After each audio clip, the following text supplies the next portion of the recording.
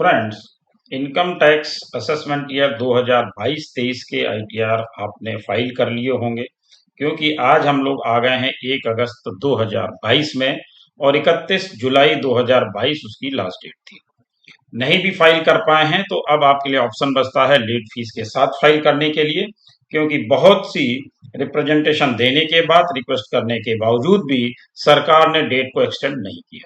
लेकिन उसी के साथ साथ एक आपके लिए और इम्पोर्टेंट सूचना जो सरकार ने कल आपको फिर से एक झटका दे दिया है, और वो बहुत जरूरी है आपको समझना, क्योंकि अक्सर हम लोग इन चीजों में गलतियां करते हैं। इसलिए आपसे रिक्वेस्ट है कि वीडियो को अंत तक देखिएगा, जिससे आपको ये चीजें क्लियर हो पाए कि आईटीआर तो हम फाइल कर लेते हैं, लेकिन आईटीआर फाइल करने के बाद का जो प्रोसेस है वो हम पूरा नहीं करते हैं। उस पे भी समय सीमा भी कम की जा रही है, और मुझे लगता है उस पे आपको लेट फीस भी देनी पड़ सकती है। तो आइए देखते हैं और इस विषय पर डिस्कस करते हैं कि आगे सरकार की मंशा क्या है। आईटीआर फाइल करने के बाद आपको इन चीजों पे ध्यान देना बहुत जरूरी है, अदरवाइज आपका आईटीआर बिना फाइल किया हुआ ही माना जाएगा, यानी जैसे कि आपने आईटीआर फाइल ही ना किया हो। तो ध्यान दीजिए, ये है आपका, ये आया है नोटिफिकेशन नंबर 5 ऑफ 2022, और ये 29 जुलाई 2022 का है, जो कि सीबीडीटी ने जारी किया है। Reduction of time limit for verification of income tax return from with in 120 days to 30 days of transmitting the data of ITR electronically. यानी जो समय अभी तक आपको वेरिफिकेशन के लिए 120 दिन का मिलता था, उसको सरकार ने घटा करके 30 दिन का कर दिया है। तो जिन लोगों ने अभी अभी अपने आईटीआर 31 जुलाई तक फाइल किए हैं और ये सोच कर किया है कि इसको हम 120 दिन में आगे वेरीफाई कर लेंगे, तो उनके ऊपर ये नोटिफिकेशन लागू होता है या नहीं होता है, ये भी आगे देखते हैं। The Central Board of Direct Taxes CBDT White Circular number 3/2009 dated 21/5/2009 notified the new income tax return ITR form for assessment year 2009-10 and provided the facility of furnishing ITR in the following manner। कौन कौन से manner थे? ये आपके 4 manner थे। पहला था furnishing the return in paper form, furnishing the return electronically under digital signature, transmitting the data in the return electronically, and thereafter submitting the verification of the return in form ITR-V to CPC within 30 days after transmitting the data electronically, furnishing a bar-coded return in paper form। तो ये 4 तरीके थे जिससे आपको अपना verification ITR का करना था, और इसके लिए समय मिलता था 30 दिन का। पहले भी 30 दिन का समय मिलता था, आगे भी आपको 30 दिन का समय मिलेगा, लेकिन बीच में आपको 120 दिन का समय दिया जा रहा था। उसके बारे में भी इन्होंने बताया कि हम letter the CBDT extended the time limit for filing ITR V to 120 days from the date of uploading the return of income, press release dated 27 January 2010। यानी 27 जनवरी 2010 की प्रेस रिलीज में इन्होंने 30 दिन से बढ़ा करके 120 दिन तक के लिए इसको कर दिया था, लेकिन अब इन्होंने फिर से इसको 30 दिन के लिए कर दिया है। अब वो किस पर लागू है, किस पर नहीं है, ये ध्यान से जरूर समझ लीजिए। The CBDT vide notification number 2/2021, ये है आपका 4 जनवरी 2012 का। Notified the centralised processing the returns scheme. इसमें इन्होंने जो power to specify the mode, manner and time for verification of ITR V decide किया था, उसके हिसाब से it has been decided that in respect of any electronic transmission of return data on or after the date this notification come into effect, the time limit for e-verification or submission of ITR-V shall now be 30 days from the date of transmitting uploading the data of return of income electronically।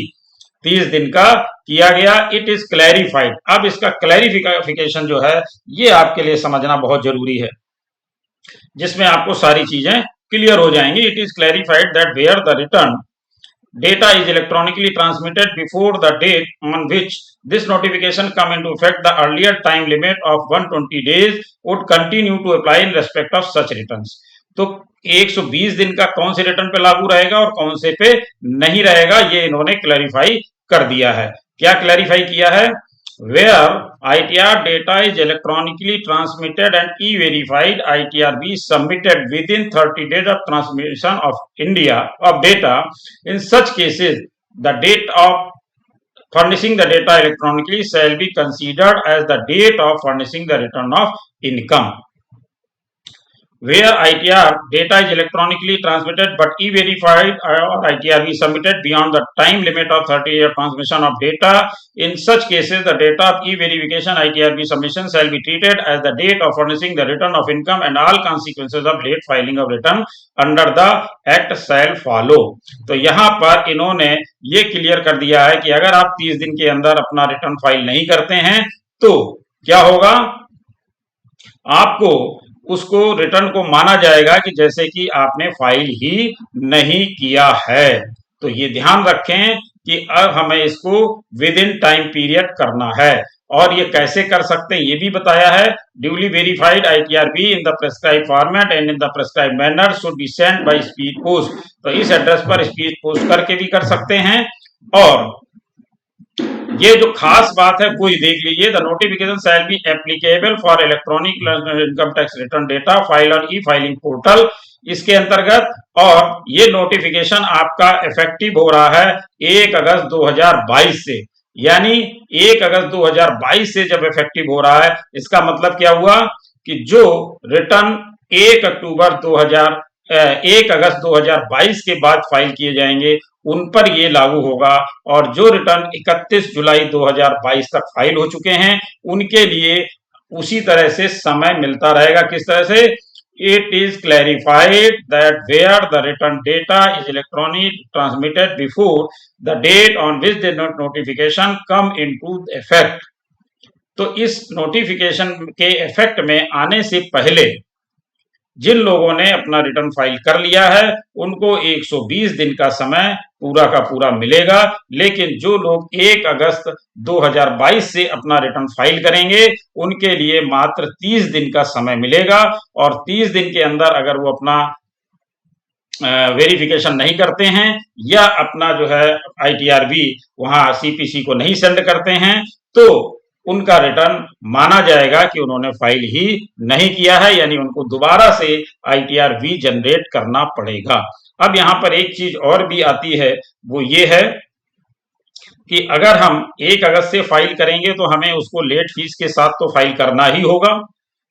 Late fees से file करने के बाद अगर मान लीजिए हमने 30 दिन का समय जो मिला उस पर ई वेरिफिकेशन नहीं किया या CPC को नहीं भेज पाए, उस कंडीशन में हमें दोबारा से ITRB जनरेट करना होगा।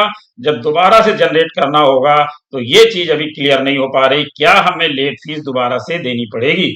तो ये भी एक क्लैरिफिकेशन आना चाहिए, और ये भी आप मान के चलिए कि ये भी हो सकता है क्योंकि सरकार की मंशा जो है वो लेट फीस पे कतई कोताही नहीं बरतते हैं, लेट फीस प्रॉपर लेने की कोशिश करते हैं। इसलिए आप ध्यान रखें कि ऐसा ना हो कि दोबारा से आपको लेट फीस भी देनी पड़ जाए, और अगर 31 दिसंबर का टाइम पार हो जाता है तो फिर आप दोबारा ITRB कर भी नहीं पाएंगे। तो इन कॉन्सिक्वेंसेस में आप ना फंसें, क्योंकि इन्होंने स्पष्ट कर दिया है सारी चीजों को, तो ध्यान रखते हुए ही अपने रिटर्न को फाइल करें।